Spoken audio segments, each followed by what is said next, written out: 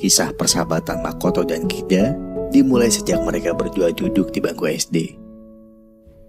Makoto adalah seorang anak yang sangat jahil, namun tak pernah terima jika temannya disakiti. Begitupun saat ia melihat murid baru yang bernama Yoji, yang sedang dimarahi gurunya karena tak berani memperkenalkan diri di depan kelas. Makoto memberinya minuman bersoda yang sudah dikocok dan membukanya di depan kelas. Dari situlah persahabatan mereka bertiga dimulai. Mereka bertiga sama-sama yatim piatu. Sepulang sekolah, Kida dibelikan kola dingin oleh Makoto. Dan saat dibuka, kola itu menyembur ke wajahnya. Lagi-lagi, Kida selalu menjadi korban kejahilan Makoto dan Yoji. Walaupun Makoto dan Kida adalah anak yatim piatu miskin, Yoji sangat bahagia bersama dua sahabatnya. Hal yang paling ditakuti Yoji adalah ia sangat takut untuk dilupakan. Trauma pembulian di dalam sekolah yang membuat ia harus pindah ke sekolah barunya bersama Kida dan Makoto. Mendengar hal itu, Makoto yang tak suka jika sahabatnya disakiti langsung menanyakan pada Yoji siapa pelaku pembuliannya. Makoto tak segan-segan membalas dendam trauma Yoji dan memukuli pembuli itu. Dan tak lupa, setrum tangan andalan Makoto menjadi hadiah agar mereka tak membuli Yoji lagi. Hingga saat SMA, Kida masih saja menjadi korban kejahilan Makoto dan Yoji.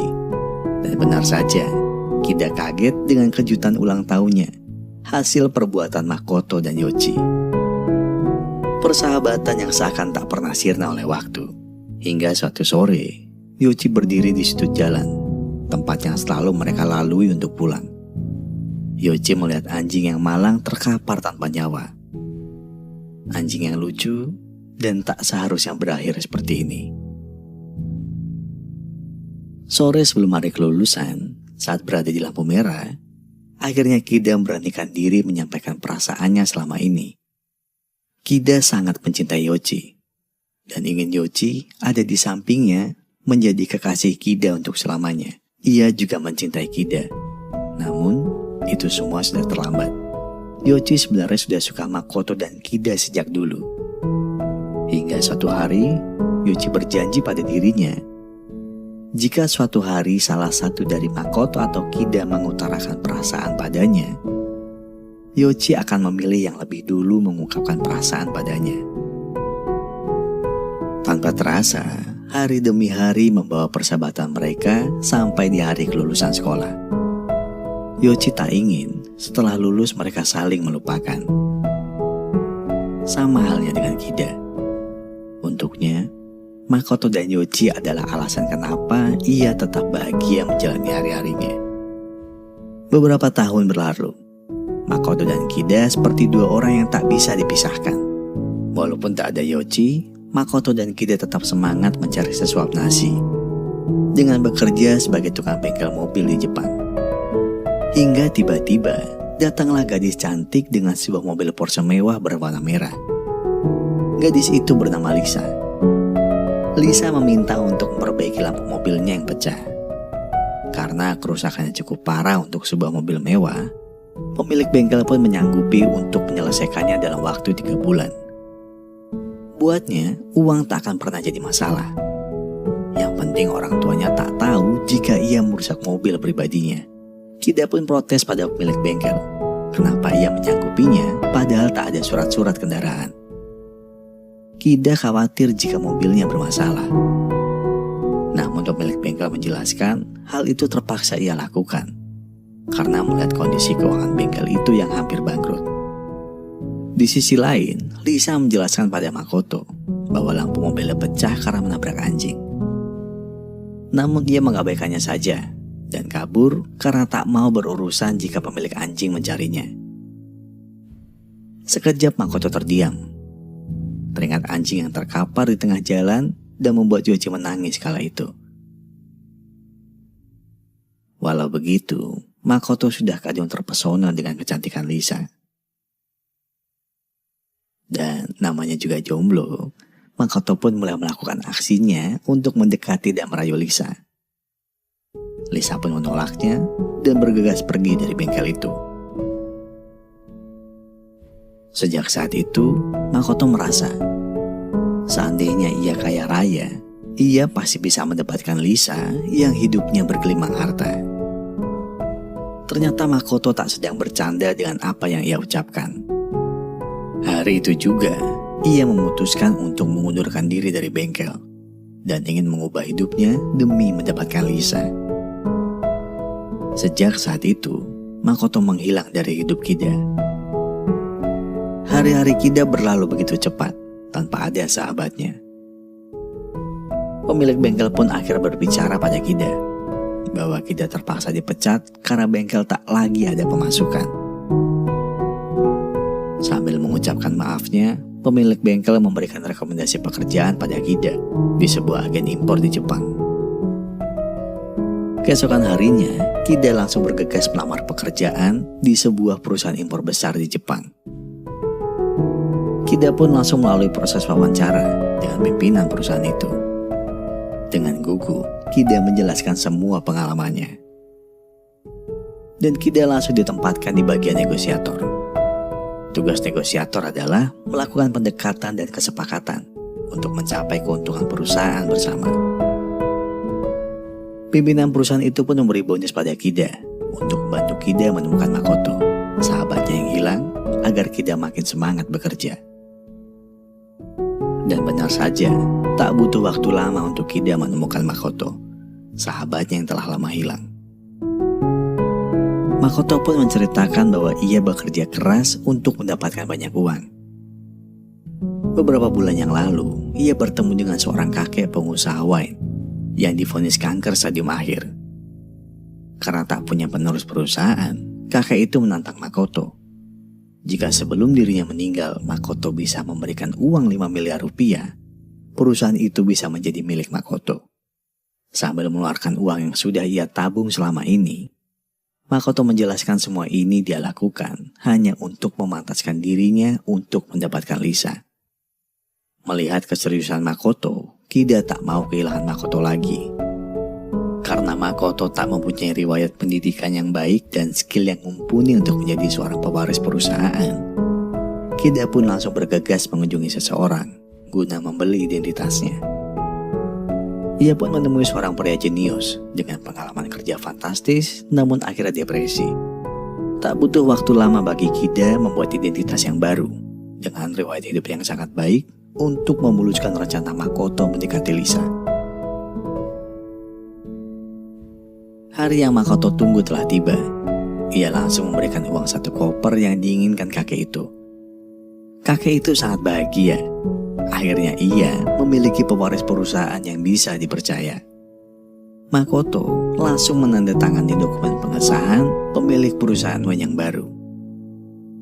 Ia benar-benar ingin mendapatkan cinta Lisa, karena Makoto sudah setara dengannya. Keesokan harinya, Kida pun datang ke perusahaan baru Makoto. Ia tak menyangka akhirnya Makoto bisa memiliki ruangan super mewah dan sedikit lagi mencapai mimpinya untuk mendapatkan Lisa. Malam itu, ia datang untuk menghadiri kampanye penting calon Perdana Menteri Jepang. Dan benar, dia adalah ayah Lisa yang super kaya. Lisa turut hadir di sana. Seusai acara, Makoto pun segera menghampiri Lisa.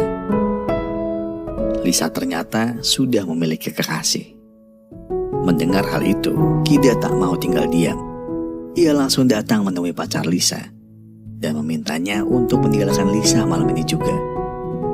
Jika tidak, Kida yang sudah mencari semua informasi pacar Lisa akan membongkar semua fakta bahwa ia hanya ingin memanfaatkan koneksi ayah Lisa untuk melancarkan bisnisnya. Ditambah, pacar Lisa ternyata punya wanita simpanan lain. Mendengar semua ancaman Kida, pacar Lisa pun mengiyakan. Dan berkat bantuan Kida, akhirnya mimpi Makoto kini telah terwujud. 3 tahun, kisah cinta Makoto dan Lisa berlalu. Kini Makoto siap menuju level tertinggi hubungannya dengan Lisa. Makoto memohon pada Kida untuk membantunya membuat rencana lamaran yang sudah ia persiapkan sejak pertama kali Makoto jatuh cinta dengan Lisa saat di bengkel. Kida akhirnya menyanggupi untuk menyiapkan rencana lamaran Makoto tepat saat malam Natal tiba. Selang beberapa hari, Kida menepati janjinya, membawa beberapa permintaan Makoto untuk melamar Lisa. Mereka berdua pun merayakan hari yang Makoto nantikan tiba dengan minum wine bersama. Dan lagi-lagi, Kida dapat kejutan. Malam Natal pun tiba. Malam yang selalu dinantikan Makoto kini sudah hadir depan mata. Kida pun sudah berkostum Santa Claus dan bersiap untuk rencana klimaks malam Natal. Kida pun menuju konser tunggal artis terkenal yang tak lain adalah Lisa. Kida meminta izin untuk ganti pakaian dan mengambil alih operator acara konser itu. Dan saat itu mundur puncak acara malam Natal,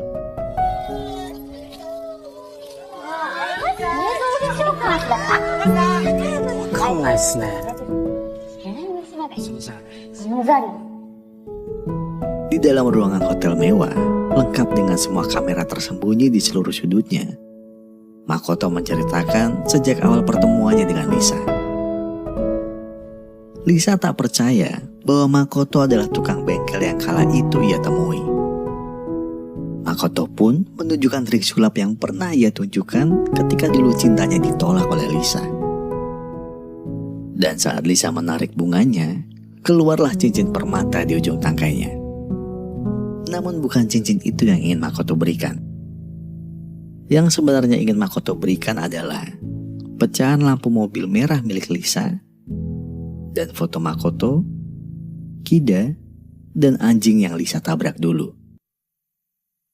Dan Makoto pun menceritakan kronologi sebenarnya yang terjadi. Saat itu adalah malam Natal yang sama dengan malam ini.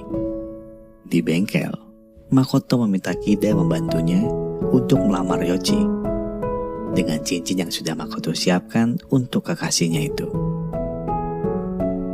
Malam harinya, Kida sudah bersiap dengan pakaian Santa Claus yang sama seperti malam ini.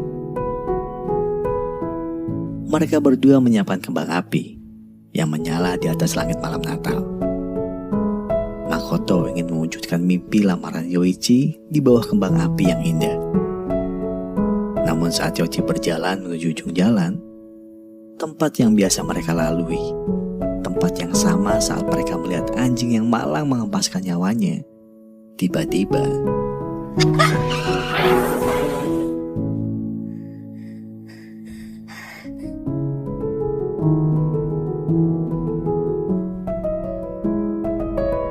sejak saat itu, Makoto menunggu pelaku tabrak lari Yoichi tertangkap. Namun tak ada satupun pemberitaan media dan laporan polisi yang ditanggapi. Seakan kasus itu tak pernah ada. Dan Makoto menemukan fakta bahwa pecahan kaca di sebelah Yoichi tertabrak cocok dengan mobil mewah milik Lisa. Ayah Lisa pun menelpon pemilik bengkel untuk memaksanya merahasiakan peristiwa itu. Agar semakin rapi, ayah Lisa menggusur bengkel itu beberapa bulan kemudian. Ayah Lisa menghancurkan semua barang bukti hingga seluruh data pribadi Yoichi. Menghancurkan masa depan orang lain dengan mengandalkan semua kekuasaan yang ia miliki. Lisa mengakui semua yang ia lakukan. Bukannya meminta maaf, Lisa malah berkata jika Yoichi tak ada, dunia akan baik-baik saja. Mendengar itu, amarah Makoto tak tertahankan lagi. Lisa harus merasakan kehampaan yang sama ketika Lisa dilupakan oleh dunia. Dan Lisa melihat peledak yang sudah siap di bawah sofa ruangan itu. Ternyata hadiah lamaran untuk Lisa yang dipersiapkan Makoto dan Kida adalah bom yang siap menghancurkan semua masa depan Lisa. Cincin Yoichi akan menjadi saksi malam tahun baru yang sama ketika Lisa menghancurkan hidup Yoichi. Balas dendam yang sudah Makoto siapkan sejak 10 tahun lalu untuk seseorang yang tak akan mereka lupakan. Melihat hal itu, Kida baru sadar jika hal ini sudah di luar rencana. Harusnya Makoto tak ada di dalam. Ia pun berlari sekuat tenaga menuju ruangan yang sudah diberitahukan Makoto sebelumnya. Dan Kida benar-benar mendapatkan kejutan dari Makoto.